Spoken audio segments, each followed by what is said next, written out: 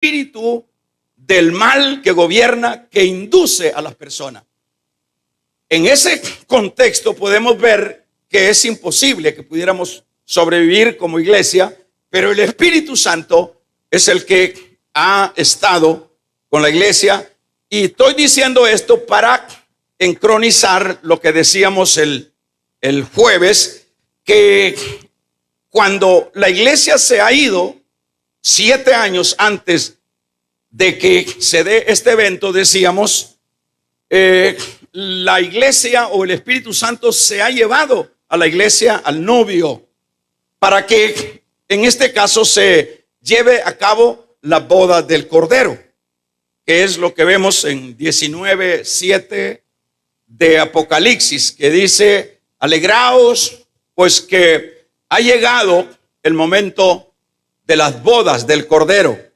Cuando decimos eso, estuvimos explicando que se vería como que el mundo o este sistema quedó vacío sin el cuidado de Dios. Siempre Dios es el que cuida, siempre Dios es el que vigila cada segundo, porque de lo contrario el diablo hundiría todo esto. Esto lo digo para que solo pensemos que cuando digo el Espíritu Santo se fue con la iglesia, no pensemos pues que se quedó allá con la iglesia de una manera estable, sino que el Espíritu Santo es el que, también lo hemos aclarado, que es el que ayuda, por supuesto, a los mártires de la gran tribulación para que también puedan ellos tener esa resistencia. Pero usted me está diciendo, me dice usted que el Espíritu Santo se fue. Acuérdese que Dios tiene los atributos de la omnisciencia, de la omnipresencia, y todos esos atributos pues es de Dios, y en este caso el Espíritu Santo es Dios. Y es el Espíritu Santo que, aunque dice que, aunque la Biblia no lo relata así textualmente, porque a veces uno quiere encontrar el versículo, mire, aquí dice que el Espíritu Santo se fue con la iglesia.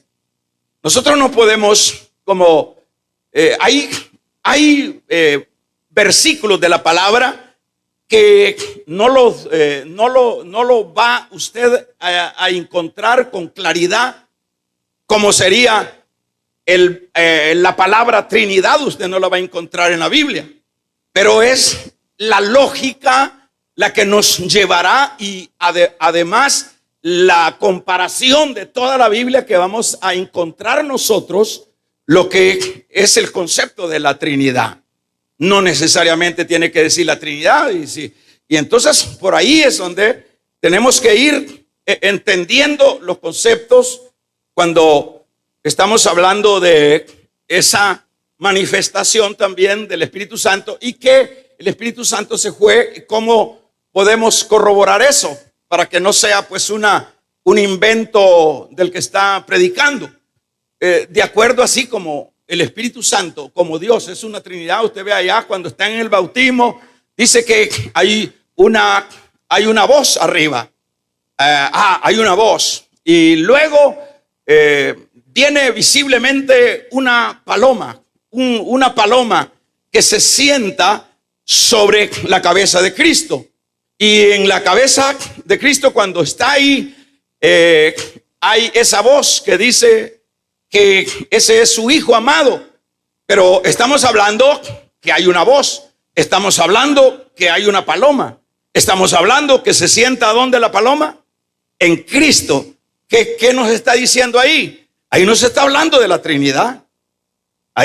Cuando nosotros encontramos pluralidades en la palabra, como es en Isaías capítulo número 6, aunque no es el tema, pero yo estoy ampliándome porque necesitamos comprender y necesitamos aprender Biblia. Si no aprendemos Biblia, nosotros no vamos a poder, hermanos, ser estables en la perseverancia.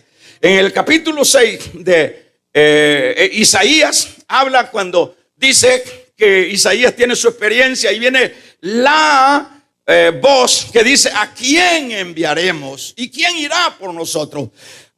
¿Qué le dice esa palabra? Ahí le habla de pluralidad. Los judíos no sabían que Dios era plural, aunque él dice que Dios es uno, pero claro, es uno y es uno en tres personas en una sola esencia. De esa manera es como se van comprendiendo la palabra. Porque, por ejemplo, la desviación de los solo Jesús, ¿en qué consiste? En que se quedan en el versículo y no le dan el contexto al otro versículo. No, usted ve que fácil es perderse. Entonces ellos dicen que solo es Jesús, y el otro que solo es Jehová. Cuando dentro de la misma palabra vamos a encontrar nosotros la misma respuesta o la interpretación del texto. En este caso estoy diciendo todo esto porque luego que toda esta gente de la gran tribulación son resucitados, por lo menos lo vemos aquí en el capítulo número 20, de 1 al 6 de Apocalipsis, donde dice que ¿quiénes son los que van a reinar? Son los que salieron de la gran tribulación, es una parte de los que van a reinar. Pero antes de eso, cuando en Ezequiel hablábamos del capítulo número 36, verso 26 al 27. Hablábamos que dice esa porción que cuando se va a instalar o a dar inicio a lo que es el milenio, encabezado como el Rey Jesús, en la dirección del Rey Jesús, dice que se necesita que Israel se convierta. Y es el Espíritu Santo, aquí usted lo puede leer, ya lo estudiamos en el capítulo 12, verso 10 al 11 también de Zacarías. Ahí dice: baja el Espíritu. Los que no habían tomado esta cita, Ezequiel 36, 26 al 27, para avanzar yo, ahí nos habla que pondré espíritu de gracia. Ahí, ¿sobre quiénes? Sobre los israelitas que han sobrevivido en la gran tribulación y que ahora ya van a pasar a lo que es el milenio, a gobernar con Cristo. Pero ahí podemos ver nosotros que, por ejemplo, habla Romanos capítulo número 11, verso 26, habla que Israel será salvo. Y en el versículo 5 dice: el remanente será salvo. Será salvo previo a que este pueblo que ha sobrevivido a la gran tribulación se va a convertir. Por eso es que viene el espíritu de gracia. El espíritu que es, como decíamos, el único que puede convencer de pecado a la persona. Por ejemplo, en el capítulo número 13 de Zacarías, verso 6 en adelante, nos habla que los ya siendo ellos convertidos, le dicen o preguntan, llorando por tribus y llorando también, lo dice el capítulo 12 de Zacarías 10 en adelante, que lloran por familias. Y en el 13:6 habla que le dicen: ¿quién te hizo esas heridas? Lloran, hermanos, son quebrantados los judíos y le preguntan: ¿quién te hizo esa? Porque como ellos hasta este momento, fíjese qué tragedia para los judíos, que hasta este momento ellos no creen que ha venido el Mesías, no lo aceptan. Ellos están esperando al Mesías. Ellos todavía siguen a esta fecha esperando al Mesías. Ahorita que está revuelto todo lo que es la política mundial, hermano, usted puede ver a un montón de judíos rabinos que están anunciando a todos los judíos que están en los diversos países que regresen a Jerusalén, porque el Mesías ya viene. Eso lo están lo están anunciando los rabinos, por lo menos los judíos, los rabinos que residen en Estados Unidos. Viene guerra, viene el Mesías, y al venir el Mesías lo que viene es guerra, dicen ellos. Pero ¿cuál es el Mesías que están esperando ellos? Ellos están esperando al Mesías, sí, el que los iba a libertar, pero el Mesías, que es el verdadero, hermanos, ya vino hace 2000 años. Y nosotros tenemos el tremendo privilegio que, sin ser nosotros judíos, sin haber sido nosotros los herederos de todas esas herencias, a nosotros se nos reveló, a nosotros se nos quitó el velo. Y nosotros tenemos, la iglesia tiene 2000 años de estar disfrutando al Mesías de Dios. Tenemos 2000 años, hermanos, de estar recibiendo el pastel de la gracia, la misericordia de Dios. Porque, hermanos, Dios es el que nos quitó la venda. Pero ellos siguen creyendo. Y es hasta en este momento que ellos han tenido la amarga experiencia que el supuesto Mesías que ellos estaban esperando no era, como dice Daniel, que ellos, Isaías habla, Jeremías, que habla, hacen un pacto con la muerte, hacen un pacto luego con este personaje que está dentro de poco va a aparecer. No sabemos quién es, hermano. Es un político hábil, un político brillante en el campo de esa área, y que va a cautivar, y como lo hemos venido enseñando, va a prometer, y sucesivamente en esta red de mentira cae Israel, cae Jerusalén, caen los judíos, y hacen un pacto. Y cuando aparece este superhombre en escena, que está a punto de aparecer, ¿verdad? Esto es un hecho, los tiempos ya no dan más. Es ahí donde ellos dicen: este es el Mesías, porque siempre ellos han estado esperando al Mesías en un aspecto político. Ellos nunca lo han concebido que el reino que venía a promover el Mesías era un reino espiritual. Por eso fue que se lo dijo el Señor a Pilato, o a Herodes: mi reino, le dijo a Pilato, no es de esta tierra. Eso no lo entendieron los judíos. Los judíos siempre han estado esperando a un guerrero, a alguien que eche fuego y que consuma a todos los enemigos que tiene. Y este va a dar anillo al dedo, lo que es el anticristo, pero que ellos al final, o a la mitad de la semana, este tal Julano, que es la solución del mundo y la medicina para los judíos, dice: yo no soy el Mesías, yo soy el diablo. Y pide que le adoren. Es ahí donde viene toda la persecución. Y acá, en este momento, estoy dando toda esta vuelta para que veamos la parte que hace el Espíritu Santo con ellos. Aquí dice que el Señor les da espíritu de gracia, y es cuando viene el espíritu de gracia. Esto es para iniciar el milenio, el reinado del milenio del Señor. Cuando ellos empiezan a llorar, ellos empiezan hermanos, a dolerles el corazón, porque a la verdad ellos se trasladan que hace 2000 años, estarán diciendo ellos, cuando estén experimentando esto amargo, ellos dirán: era Jesús entonces, esa era el Mesías, Jesús era entonces el Mesías, eras tú el que en ese tiempo veniste, hiciste, estábamos ciegos, ahora es ahí, pero es el Espíritu Santo. Y ellos dicen: ¿a dónde? Y el Señor, de acuerdo a Zacarías 12, Él les muestra, 13 también, les muestra sus manos heridas, y ellos le dicen: ¿dónde te hicieron esas heridas? En la casa de mis hermanos. Y es ahí donde lloran amargamente en un arrepentimiento. Eso nos ayuda a saber a nosotros que sin el Espíritu Santo no hay manera que hayan campeones.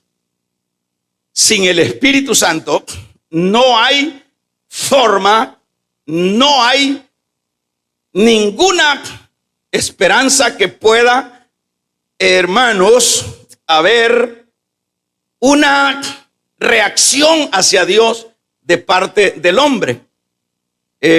Aquí en el verso 26, yo lo siento la necesidad de chequearlo. En el verso 26 de Ezequiel, aquí dice: os daré, dice, corazón nuevo, y pondré espíritu nuevo dentro de vosotros. Y quitaré, verso 26 del 36 de Ezequiel, y quitaré de vuestra carne, que dice, el corazón de piedra, y os daré un corazón de carne, y pondré dentro de vosotros espíritu, y haré que andéis en mis estatutos, y guardaréis mis preceptos y los pongáis por obra.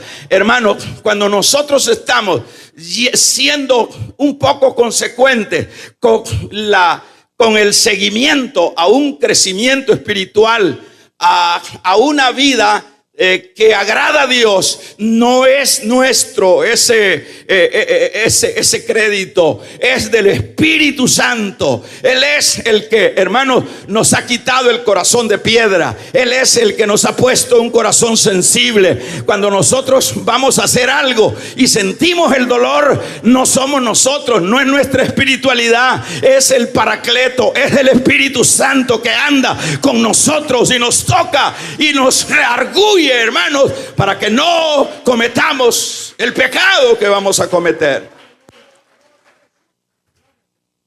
Es el Espíritu Santo. Realmente, por eso es que debemos de, vamos a ver, de separar las funciones de la Trinidad. Dios da al Hijo. Eso es tremendo, que un padre dé a lo que más ama. Y el hijo, eso es tremendo, que se somete a la voluntad del Padre y sufre en carne propia, hermanos, el padecimiento por el pecado de los perdidos. Y el Espíritu Santo, yo digo, por ejemplo, la tarea del Espíritu Santo ha sido terrible también.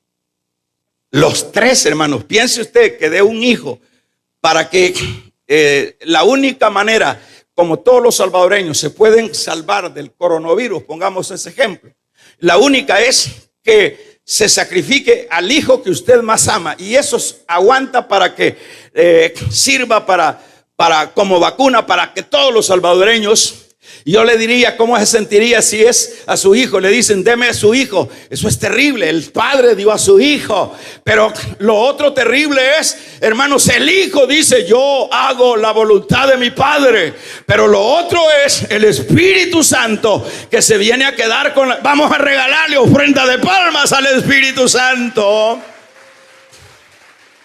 El Espíritu Santo se viene a quedar con la iglesia.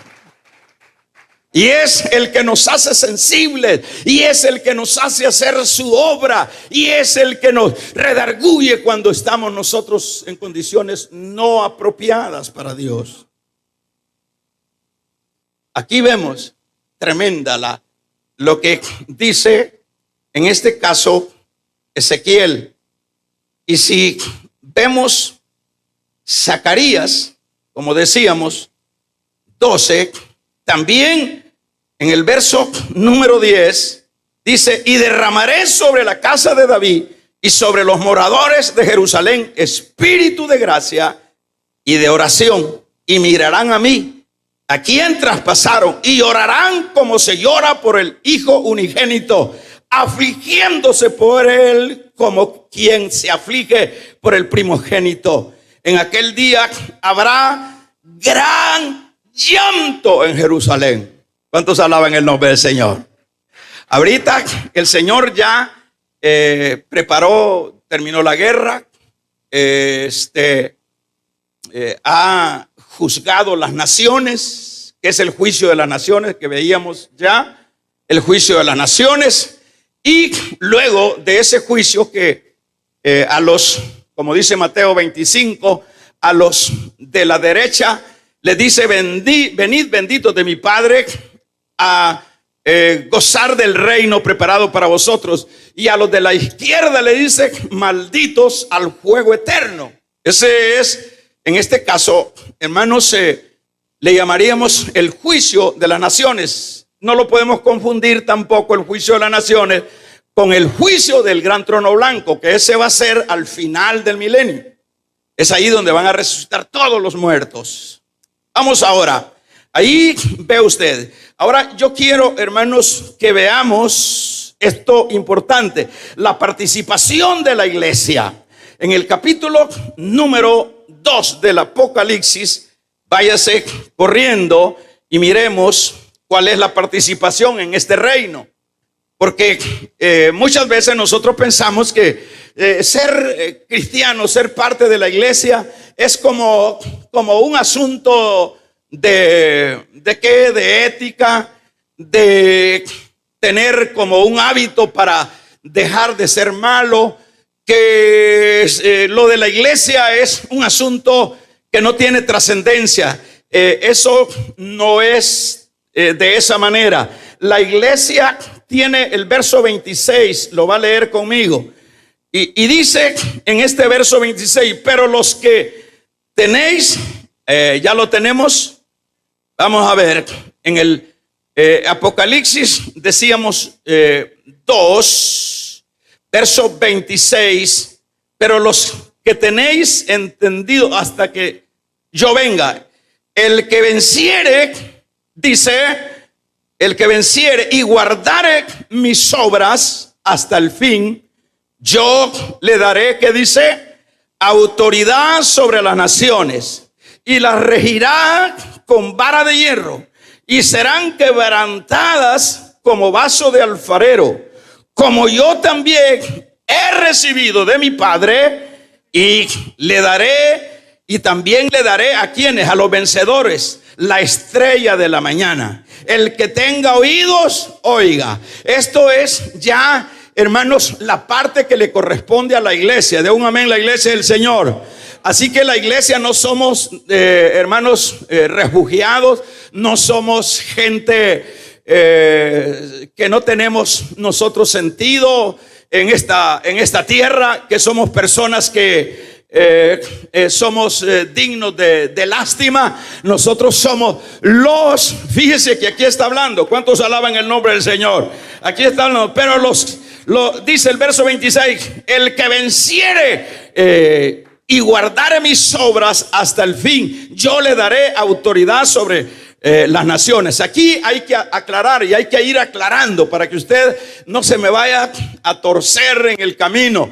Cuando dice el que venciere, aquí da como la idea, hermanos, que es uno el que tiene esa actitud de vencedor.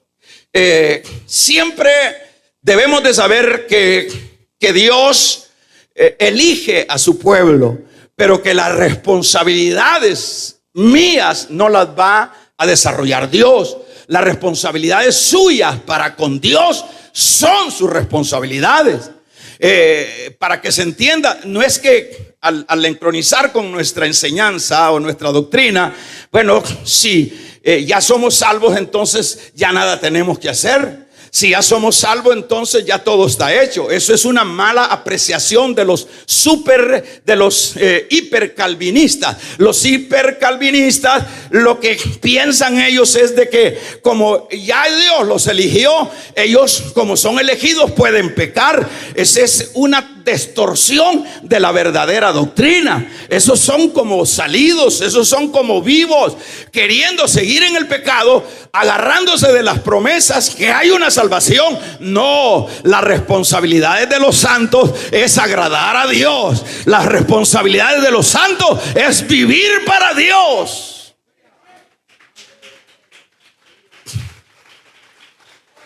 No es que está hecho todo. Está hecho todo en un sentido, pero las responsabilidades suyas como cristianos no las va a venir a hacer Dios. ¿Cuáles son las responsabilidades suyas como cristianos? Piense cuáles son las responsabilidades en la vida de Dios. Deben de ser las prioritarias dentro de la vida corta que Dios nos da. Debe de ser lo principal, las prioridades en la vida. Debe de ser no tanto enfilarnos en lo material, no tanto enfilarnos en otros asuntos, hermano, que al fin y al cabo no serán de provecho al final de la carrera. Aquí está diciendo este versículo número 27, versículo 26, el que venciere y guardare mis obras. Bueno, aquí se agarran aquellos de las obras. Hay que guardar las obras. ¿Cuál? Obras, entiendas, hermano, que son nuestras responsabilidades. Las responsabilidades que yo tengo como cristiano. Y cuando se dice vencer, se está hablando de vencedores. Entonces quiere decir que aquí uno tiene que destacarse, hermanos, como vencedor. Uno, le voy a explicar en qué sentido se entiende el ser vencedor. Ser vencedor es cuando te venga el pecado y tengas agallas en el nombre del Señor de decirle no al pecado. Eso significa ser vencedor. Vamos a regalarle ofrenda de palmas al Dios de la gloria. Eso, es decir, los que vencieren, los vencedores. Aquí ya estamos entrando cuál es la participación de la iglesia en el milenio. Aquí esto es interesante. Esto es, hermanos, está de chuparse los dedos. Porque esto es lo que muchas veces no nos enseñan. No nos enseñan palabra, no nos enseñan doctrina, no nos enseñan Biblia. Y es ahí donde estamos muchas veces quebrados y hacemos cosas incorrectas. Porque estamos, hermanos, como era el caso de los hebreos, capítulo 5, que necesitaban leche cuando tenían que comer ya cosas sólidas. Entonces, los vencedores son esos que se sobreponen, hermanos, al desánimo. Los vencedores son los que se sobreponen cuando viene, por ejemplo, si viniera una persecución acá. Yo no sé si puede aparecer, hermano. Yo no sé. Lo que estamos viendo, que el nuevo orden mundial, lo que trae el nuevo orden mundial, lo que es la agenda que se llama del progresismo, lo que trae es, hermanos, todo lo contrario. Lo que trae es un perseguir sobre la verdad, que es la iglesia. Trae lo que es el legalizar el aborto en términos generales. Trae lo que es legalizar el homosexualismo. Trae lo que es legalizar lo que es el feminismo. Todo es decir, y imagínense cuánto ya aquí ya van a haber diputados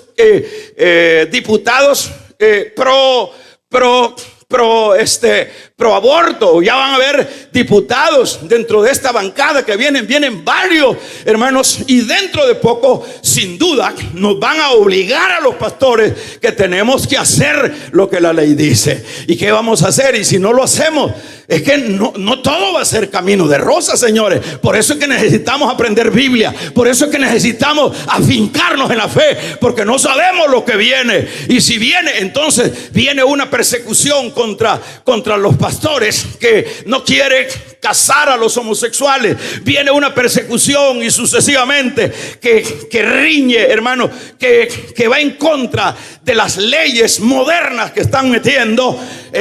Sin duda va a haber una persecución. Sin duda va a haber una persecución. Ahí se van a ver, ahí como dicen, hermanos, ahí se van a ver quiénes son los verdaderos creyentes. Entonces, en esa base es que está diciendo los vencedores. Damos un amén. Esos vencedores, que viene la persecución y le dice: usted tiene que adorar este sistema, usted tiene que seguir al pie de la letra. Lo hemos enseñado en algunas doctrinas. Por ejemplo, nosotros estamos llamados a obedecer a las autoridades. Capítulo 13 de Romanos. Pablo se lo dice a Timoteo: obedecer a los que están, orar por ellos. Pero, hermanos, cuando las autoridades vayan a violentar nuestra fe, nuestros principios, hermanos, ahí sí tenemos. No hay una ley que diga usted desobedezca. No, Ahí es convicción de cada uno. Y se lo muestro con la palabra. Capítulo 5 de Hechos de los Apóstoles dice que lo sacaron a los apóstoles y le dijeron: no hablen más de esto. Esas eran autoridades, ellos tenían que obedecer, pero no obedecieron. Dicen que se fue a la plaza una vez más los apóstoles a predicar y le dijeron: es menester obedecer a Dios y antes que a los hombres. Vamos a regalarle ofrenda de palma al Dios de la gloria. Aleluya. Eso es lo que necesitamos comprender. ¿Quiénes son esos vencedores? Usted no crea que son esas mamis que dije, hermanos, el martes. No, eso aquí se necesita carácter, aquí se necesita convicción. Aquí no, aquí lo superficial va a quedar trabado en la zaranda. Entonces, ¿es por obra la salvación? No, no es por obra, pero no nos exime Dios de nuestras responsabilidades. ¿Entiende?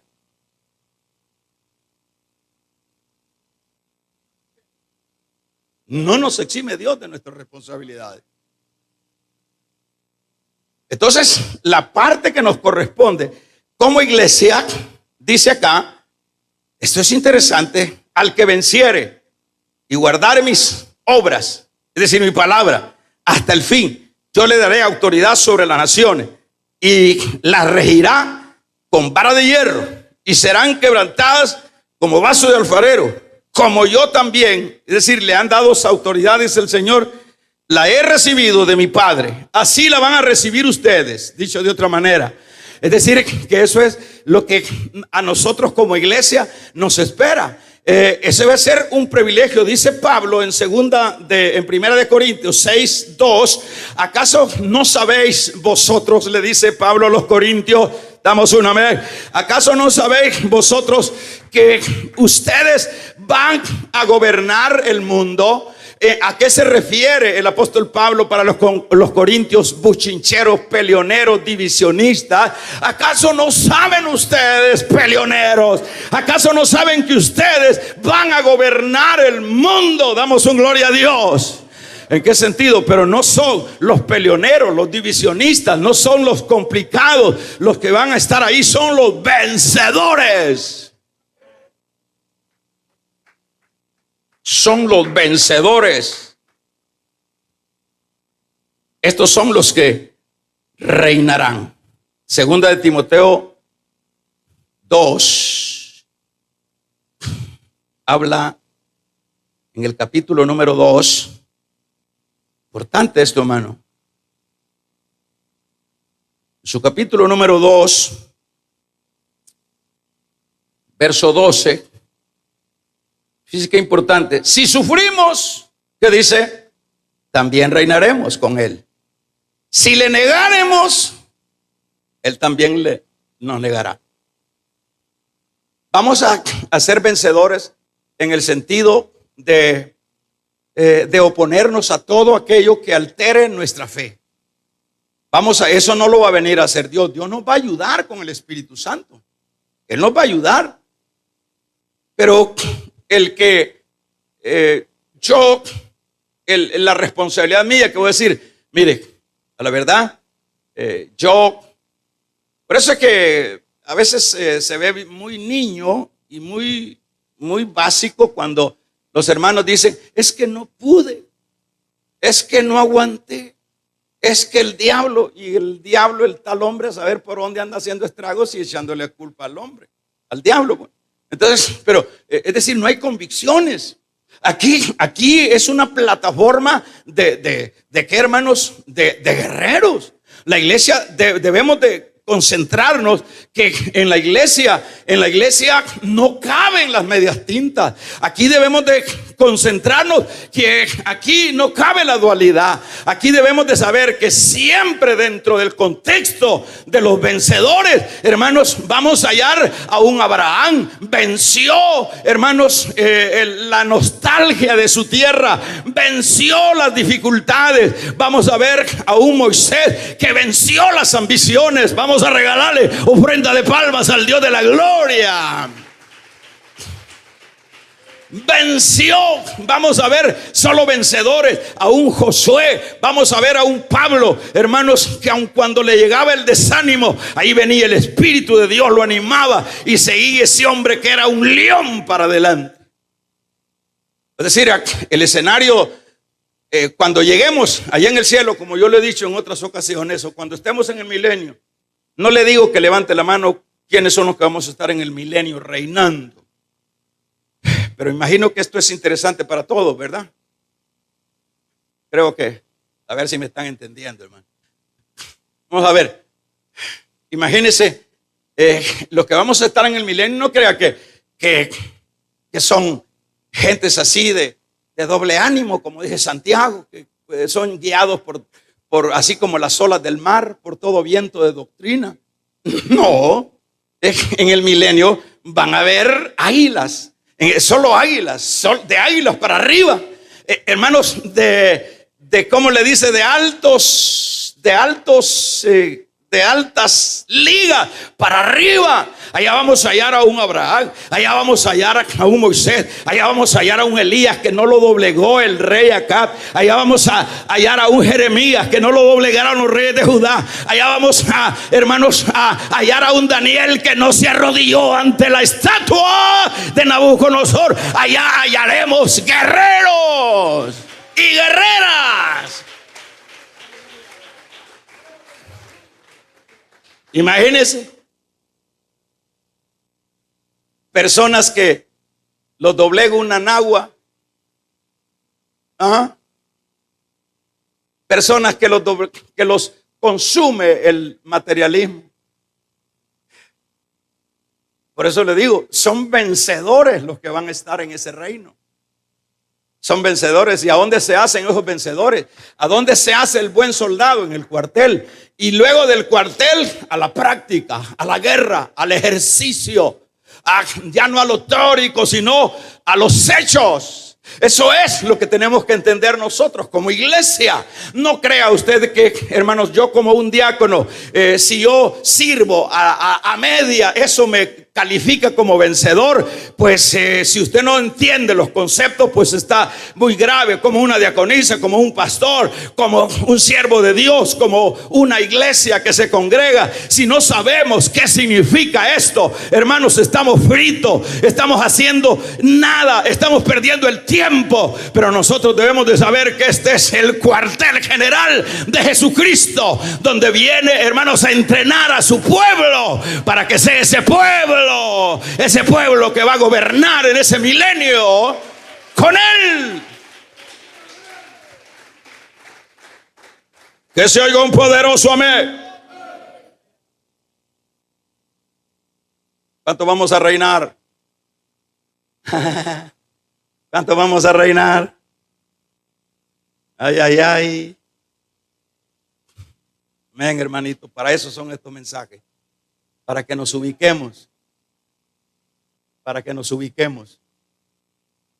Para que sepamos que esto de la iglesia no es favorecer al pastor. Que esto de la iglesia es que yo hago lo que quiero. Que yo es cuando habla de vencedor implica, hermanos, un montón de áreas. Vencer lo que es las ofertas de este mundo. Vencer la falsa doctrina. Porque usted, por ejemplo, ahorita lo que estamos plagados de falsos maestros, como dice Juan, se lo dice en su capítulo, en primera carta 4:1 en adelante, que en los tiempos finales habrán engañadores. Pablo se lo dice en el 4 también a Timoteo, que habrán en los tiempos finales habrán engañadores. Ahorita está plagado, hermanos, de engañadores, plagados de falsas enseñanzas, de falsa doctrina, porque como la gente no quiere entender, no quiere leer, no quiere formarse. La gente dentro de nuestras iglesias cree que yo puedo darme el lujo de congregarme un martes, pero no un jueves, o un jueves y un martes. Arrepiéntanse, que Cristo les ama. Le vamos a regalar ofrenda de palmas al Dios de la gloria. Ellos piensan que de esa manera es como nosotros tenemos que comportarnos en la vida de Dios. Eso es como que, hermanos, uno que está estudiando, ¿qué diríamos? Abogacía, vaya de vez en cuando a sacar una que otra materia. Es igual en la iglesia.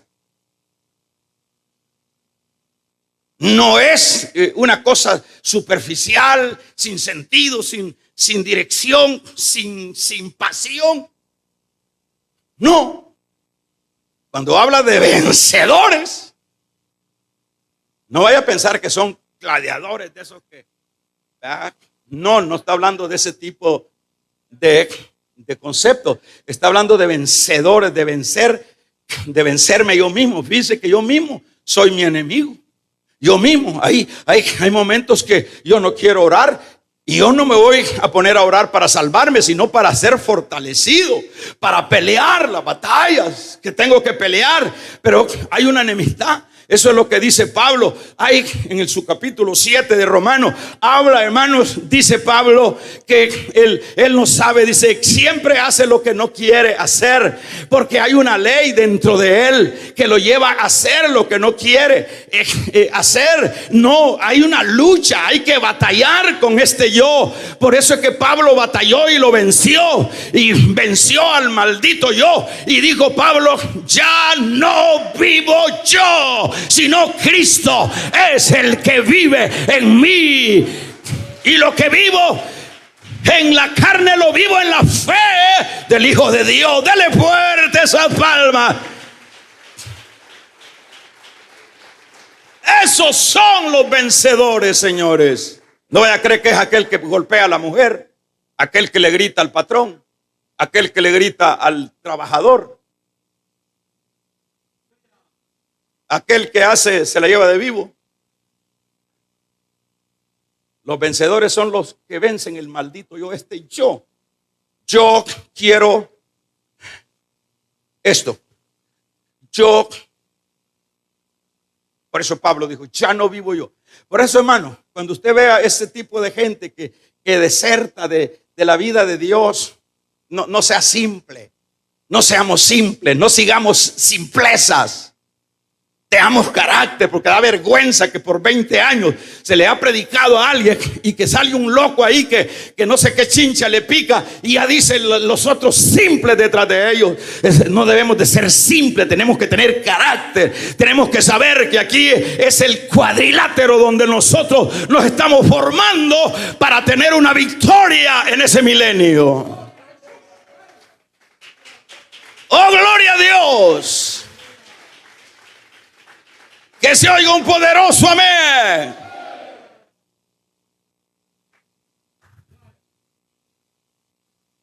Es un gran honor y como premio que les va a dar el Señor a los vencedores que gobiernen con Él en el milenio. Ahora sí voy a hacer la pregunta. Levanten la mano los que van a gobernar con Cristo en el milenio.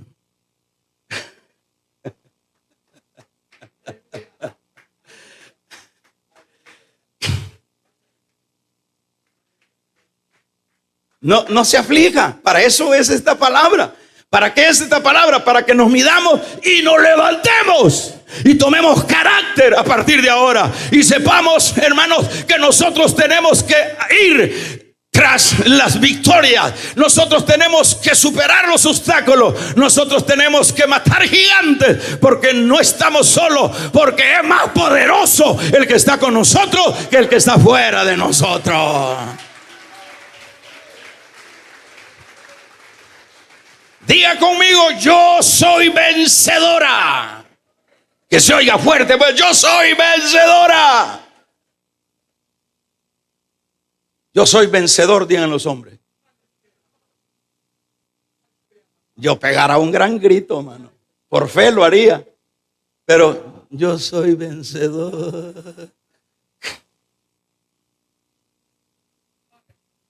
De un amén los vencedores. Ay, Dios mío. Si usted no ha leído en Apocalipsis que dicen, hay unos aleluyas que son como ruidos de grandes tormentas. Aleluya. Los ángeles están más emocionados que nosotros. De un amén los vencedores. Pónganse de pie los vencedores.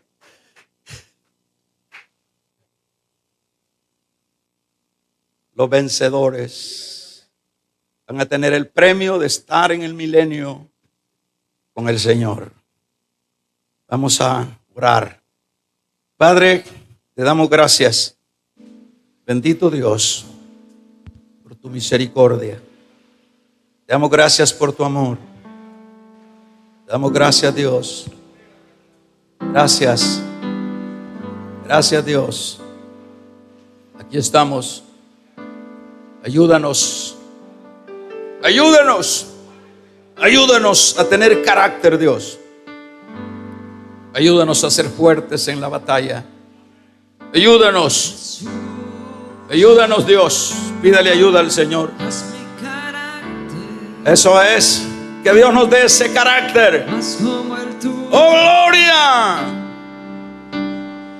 Yo quiero ser. ¡Oh, gloria! San Jesús. Haz mi Carácter. Que nos dé un carácter de gente fiera en el espíritu. Yo quiero ser. ¡Oh, gloria! ¡Santo! Esa vida hay cosas que pasan que yo no entiendo. ¡Aleluya! Que yo quiero demostrar tu amor a cada instante. ¡Oh, santo! Hazme hacer tu voluntad. ¡Oh, gloria! Y morir a mi viejo hombre. Haz mi carácter más como el tuyo. Yo quiero ser. Porque en esta vida hay cosas que pasan que yo no entiendo. Porque yo quiero demostrar tu amor a cada instante. Hazme hacer tu voluntad ¡Oh, santo! y morir a mi viejo hombre. Haz mi carácter más como el tuyo. Yo quiero ser. Gracias, Dios. Gracias. Así de pie, hermanos. Así de pie vamos a honrar a nuestro Dios con nuestras ofrendas, nuestros diezmos, nuestras primicias. Se da cuenta que vale la pena invertir en Dios, invertir en su obra. Luego, no muy tarde, dejarán de existir las iglesias, porque la iglesia se va con Cristo. No muy tarde, hermanos. Todo se está perfilando. Todo es un movimiento mundial que nos indica que Cristo está a las puertas. La iglesia va a tener que soportar al principio algunas, sin duda, persecuciones. Pero ahí es donde vamos a ver quiénes son los que se sostienen. Aquí, de estos que van a gobernar, dice que son los que salieron de la gran tribulación. Es una parte. Van a gobernar, pero también hay que aclarar, no van a ser parte de la esposa de Dios, porque la que va a ser parte de la esposa son los que se van en el arrebatamiento. Esos son los íntimos. Ellos son como los escuderos del rey. Las demás personas, tanto santos del antiguo, van a ser ministros de algunas áreas. Los que resucitaron en la tribulación, los que resucitó el Señor de la gran tribulación, van a tener funciones en el reino, pero no pueden ser parte de la iglesia. Por eso es que ahorita necesitamos comprender todo esto para comernos la mejor parte del pastel. Queremos darle a Dios, Padre, queremos hacerlo con alegría, con gozo, porque así lo manda tu palabra. Queremos darte nuestros diezmos, nuestras primicias y nuestras ofrendas para tu gloria. Bendice al dador alegre. En tu nombre pasamos, Señor. Amén. Pueden